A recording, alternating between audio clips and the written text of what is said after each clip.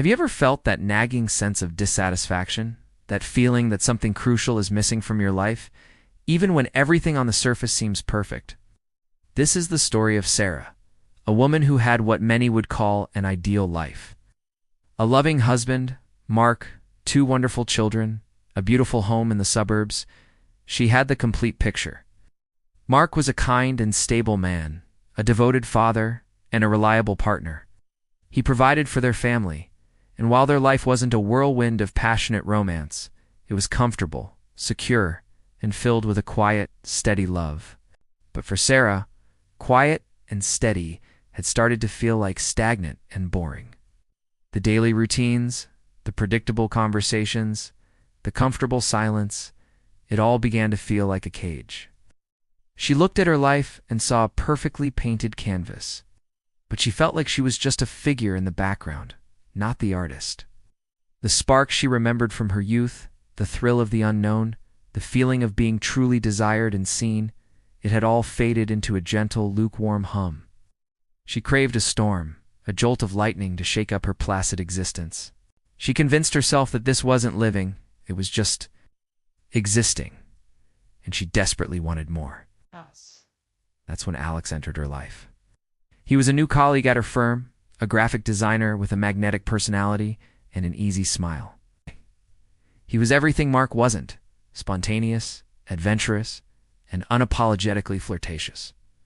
Their conversations started innocently enough, just work-related chats. But soon, those chats turned into long lunches, then late-night texts. Alex saw her not just as a mother or a wife, but as Sarah, a vibrant and desirable woman. He complimented her ideas, laughed at her jokes, and looked at her with an intensity that made her feel alive for the first time in years. The first time he touched her hand, a jolt went through her that was both terrifying and exhilarating. It was a simple, fleeting gesture, but it opened a door she had long kept locked. The temptation was overwhelming. Her mind raced with justifications. "It's just a little harmless fun," she told herself. "Mark doesn't need to know. It won't affect my family. This is something just for me." She painted a narrative where she was the victim of a dull life, deserving of this small pocket of excitement.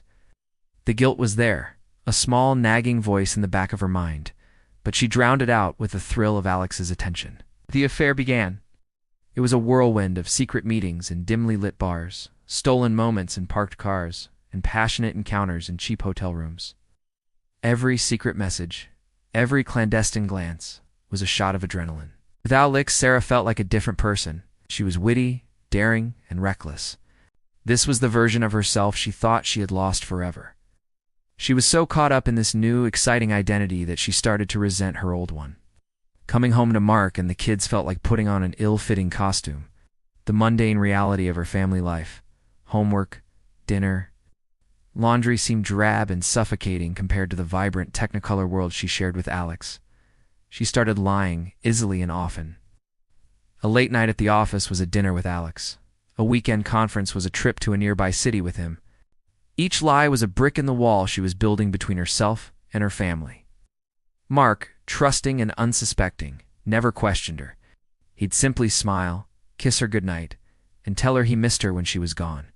His unwavering trust became an annoyance to her, a reminder of the deception she was weaving. She twisted his goodness into a flaw, seeing his trust not as a testament to his love, but as a sign of his naivety. In her mind, his lack of suspicion was proof that he didn't really see her, that he didn't truly know her anymore. Months went by, and Sarah was living a dangerous double life. The logistics were exhausting. The constant fear of being caught was a low-level hum of anxiety beneath the surface of her excitement. She was becoming irritable and distant at home. Her children noticed her mood swings. Her daughter once asked, "Mommy, why are you always so tired and angry?" The question was a dagger to her heart, but she quickly brushed it aside, blaming it on stress from work. She was so focused on chasing the high of her affair that she was blind to the collateral damage she was causing to the people who loved her most. The inevitable finally happened. One evening, Mark decided to surprise Sarah at her office, hoping to take her out for a spontaneous dinner. He bought her favorite flowers. He walked into her building, only to be told by a security guard that she'd left hours ago. Confused, he called her phone. She answered, her voice a little breathless, and told him she was stuck in a meeting that was running very late. The lie was so blatant, so clear. In that moment, the fog of denial lifted for Mark.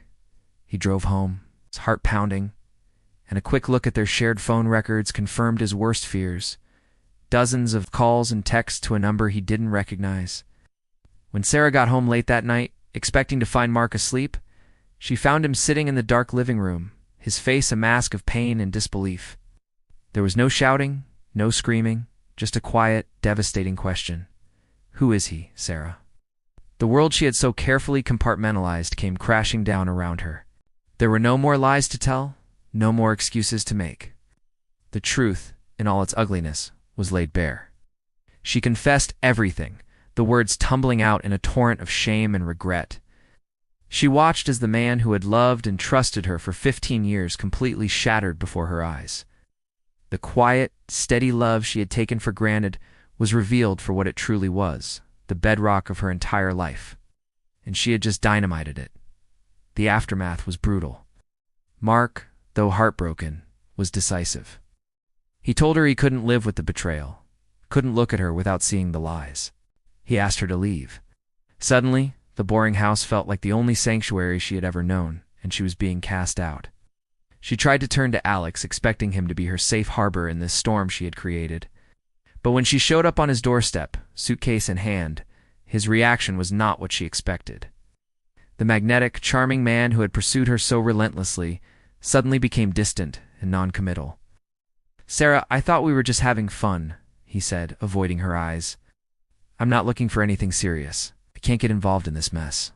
The cruel reality hit her like a physical blow. To Alex, she was a diversion, a temporary thrill. He was never going to be her future. He was just an escape from her present. The deep connection she thought they had was nothing more than a fantasy she had constructed to justify her actions. She was completely, utterly alone. She had traded a lifetime of genuine love and partnership for a fleeting illusion of passion. In the months that followed, Sarah's life unraveled completely. The divorce was painful and messy. She lost the house. Due to her deception, the custody arrangement heavily favored Mark, and she only got to see her children on weekends. The kids were confused and angry. Her daughter refused to speak to her for weeks. Her son would just look at her with sad, questioning eyes. She had not only broken her husband's heart, she had broken her children's world. She saw Mark moving on, slowly rebuilding his life with a strength she never knew he possessed. He was a constant, steady presence for their children, the rock they desperately needed. She, on the other hand, was adrift. The friends she once shared with Mark sided with him. Her work suffered, and the vibrant, exciting life she had chased turned into a lonely existence in a small apartment filled with silence and regret. The thrill was gone, replaced by a hollow ache that was a constant companion. Sarah learned the hardest lesson of all. The grass isn't always greener on the other side. Sometimes the most valuable things in life aren't the dramatic fireworks, but the quiet, steady flame that keeps you warm year after year. She had a garden full of beautiful, nurtured plants, but she became obsessed with a single exotic flower in someone else's yard. In her reckless pursuit of that one bloom, she ended up trampling her entire garden, leaving nothing but dirt and broken stems. She risked everything for a momentary desire and lost the precious life she had so carelessly taken for granted. And now, all she has is the memory of what she destroyed and the heavy weight of knowing she has no one to blame but herself. Thank you for watching. If you've ever felt lost or are struggling in your own relationships, remember that communication is key. Sometimes the quietest loves are the strongest. Don't forget to like, subscribe, and hit the notification bell for more stories that make you think. See you next time.